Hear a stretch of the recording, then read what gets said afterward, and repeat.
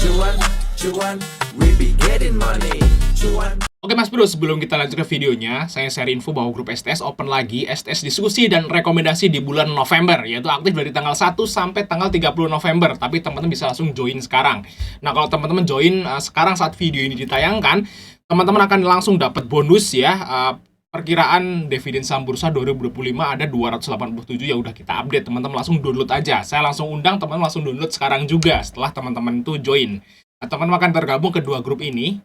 Ya, kita intip STS yang masih jalan saat ini. Nah, kita ada menu Rekom Swing dan Rekom ODT ya guys ya. Untuk kemarin di tanggal 17 nih, karena video ini diambil tanggal 18. Nah, teman-teman lihat nih, MNCN kemarin TP Swing 1, energi cuan lumayan guys. AIMS cuan lumayan juga. Nah, ada di sini ada gula ya, ada Sido, film, BRPT, di sini ada cuan lagi bank ya, LPPF, Nice dan lain-lain guys ya. Kemarin kita cuan itu sekitaran 14 saham. Nah, langsung cat saya aja ya, jangan lama-lama atau lihat video di atas untuk mengetahui secara detail guys ya. Oke, kita lanjut ke videonya. Assalamualaikum bro, kita di Fajar Daily dan kali ini kita akan bahas hal yang agak beratan dikit, yaitu pemilu ya, pemilu Amerika Serikat. Nah, kalau pemilu kita udah selesai ya, Prabowo Gibran udah dilantik ya. Jadi kita akan dipimpin, negara Indonesia ini akan dipimpin oleh Prabowo Gibran sampai 5 tahun ke depan. Nah, di sini untuk AS ini bentar lagi, yaitu di tanggal 5 November atau hari Selasa. Dan teman-teman nggak sih, seminggu terakhir IHSG itu merah, dan cenderung turun dan sepi. Kenapa? Karena pasar ya itu nungguin dua momen besar di minggu pertama bulan November. Apa itu? Nah, momen pertama adalah pemilu AS, yaitu tanggal 5 November. Nah, di minggu pertama bulan November itu ada dua momen besar. Itu pertama pemilu di Selasa dan rapat ya, pengumuman suku bunga di tanggal 8 atau hari Jumatnya, teman-teman. Jadi di minggu ini nih krusial banget, teman-teman, minggu pertama bulan November. Antara market itu rame dan naik atau sepi dan turun. Kayak gitu, guys. Nah, di sini ada dua kemungkinan. Kita bahas dulu yang bagian pemilu AS dulu. Nah, di sini ada Harris dan Donald Trump ya. Kamala Harris kalau nggak salah ya. Tapi saya nggak ngikutin ya, untuk pemilu AS itu kayak apa, itu saya nggak ngikutin. Dan siapa kira-kira yang menang juga saya nggak tahu. Tapi emang saya suka dengerin berita-berita tentang Donald Trump. Itu dia sangat mendukung sekali kripto dan saham. Jadi kalau Trump yang menang, ya secara garis besar, kripto dan saham ini bakal rame. Nah, ini juga udah di istilahnya itu udah dirangkumin nih sama website ini, teman-teman. Sini kita akan lihat ya, kita baca dulu beberapa poinnya, teman-teman. Kemenangan Trump akan semakin mempercepat diversifikasi Cina +1. Positif bagi perusahaan dengan fasilitas produksi di ASEAN. Garis besar nih, ASEAN, teman-teman. Ya, Indonesia, Malaysia, dan teman-temannya, Vietnam, Thailand, kayak gitu. Jadi guys ya, kalau misalnya Donald Trump menang, ya, Donald Trump ini akan istilahnya itu, kan dia suka perang dagang nih sama Cina. Cina ini akan dipersulit, teman-teman. Dan akhirnya Amerika atau negara-negara yang berafiliasi dengan Amerika itu akan memprioritaskan ya produk produksi dari ASEAN, saham-saham teknonya, teman-teman. Ya mungkin aja nanti kedepannya kalau Trump menang ini Foto, Buka, MTech dan teman-temannya yang lain, indeks tekno di Indonesia ini bakal naik, teman-teman. Dan itu juga akan mendongkrak IHSG. Kayak gitu guys ya. Oke. Nah, kita lihat di sini untuk yang dolarnya, teman-teman. Dolar mungkin melemah dan inflasi impor AS dapat meningkat jika Trump terpilih. Dolar melemah, guys. Kalau Trump terpilih itu rupiahnya menguat. Nah, kalau rupiah menguat otomatis orang investor luar bakal beli saham di IHSG. Nah, rupiahnya menguat.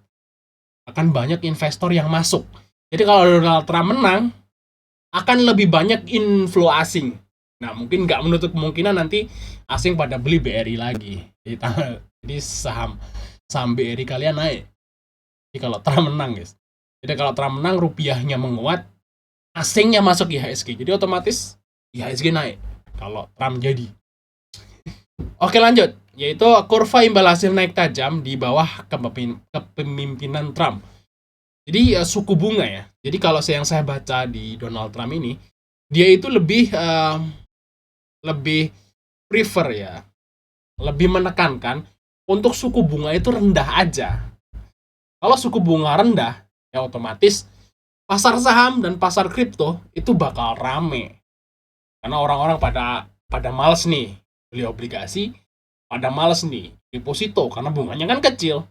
Jadi orang-orang pada ningkatin kredit kayak gitu guys ya. Beli rumah, kredit mobil, kredit apa gitu ya.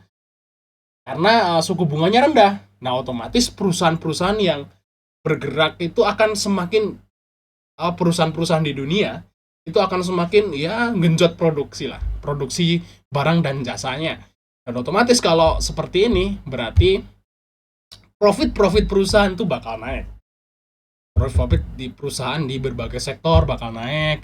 Jadi ekonomi bakal muter lebih kenceng kayak gitu guys. Jadi kalau Trump itu jadi, ini mungkin kegiatan ekonomi akan mulai bergairah lagi. Teman-teman yang ngerasa nggak sih setahun ke belakang ini kita sulit banget buat usaha? Karena orang itu pada nyimpen duitnya teman-teman. Nyimpen duit ditabung, di deposito, beli obligasi. Nah, otomatis mereka nggak jajan, mereka nggak beli motor lagi, nggak beli mobil lagi, nggak beli lagi karena duitnya ditabung. Ngarepin bunga yang gede dari suku bunga tinggi. Tapi kalau Trump menang, suku bunga akan ditekan serendah mungkin biar duit yang disimpan tuh di deposito, di obligasi tuh dikeluarin buat belanja. Maksudnya Trump itu kayak gitu. Jadi istilahnya kalau Trump jadi, otomatis ekonomi akan lebih bergairah lagi. Kayak gitu guys ya. Oke, terus inflasi teman-teman ya. Di bawah Harris tidak ada dorongan besar terhadap inflasi. Jadi mungkin dia nggak terlalu bahas kalau Harris teman-teman. Tapi di bawah Trump, langkah-langkah awal bisa mengganggu ekspektasi inflasi dan mendorong penjualan di pasar obligasi. Ini udah ditulis di sini teman-teman. Nanti kalau Trump jadi, itu akan ada sentimen yang membuat orang-orang itu jual obligasi mereka atau mungkin keluar dari depositonya seperti itu ya buat apa? Buat belanja. Kalau nggak buat belanja ya buat beli saham, buat beli kripto kayak gitu guys. Gitu ya. Nah, di sini ya pajak dan kebijakan fiskal ya. Pasar saham seharusnya lebih mendukung pemotongan pajak Trump dibandingkan dengan kenaikan pajak Harris.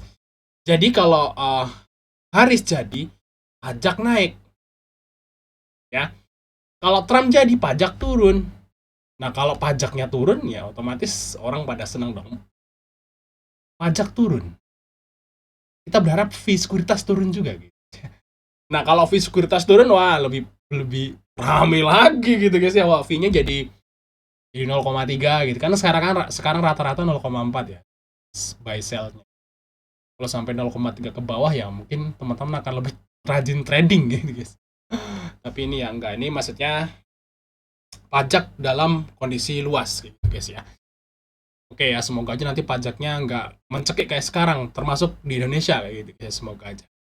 Nah itu guys ya, jadi istilahnya untuk Harris dan Trump ini, teman-teman trader ya, trader kripto atau saham, atau investor kripto atau investor saham itu harus dukung Trump. Nah, terus caranya gimana ya nggak tahu, kita kan nggak bisa. Kita cuma ngomong doang sih, makanya saya sampaikan di sini gitu guys ya. Dan dukung Trump gitu ya biar nanti bursa saham dan bursa kripto itu rame kayak gitu guys ya. Tapi kalau Harris yang jadi ya kayak sekarang atau mungkin lebih parah gitu guys ya, lebih sepi, lebih parah kayak gitu. Oke, semoga Trump yang jadi, tapi saya nggak tahu ya kira-kira menang yang mana karena saya nggak ngikutin surveinya, nggak ngikutin pollingnya, saya nggak tahu. Ya berharap aja nih tanggal 5 tiba-tiba Trump jadi kayak gitu guys ya. Oke, terus kejadian penting yang kedua di minggu pertama bulan November itu adalah Fed ya. Dan The Fed itu mengatakan bahwa minimal tahun ini akan turun 2 kali. Kemarin udah turun ya di tanggal 19 bulan 9 itu suku bunga udah turun 50 basis point, 0,50 basis point. Dan harusnya masih ada 1 kali lagi, tapi masih ada 2 kali pertemuan, yaitu di tanggal 8 bulan 11 dan di tanggal 19 bulan 12. Ini masih ada 2 lagi di tahun ini, teman-teman. Dan David itu menjanjikan turun 2 kali.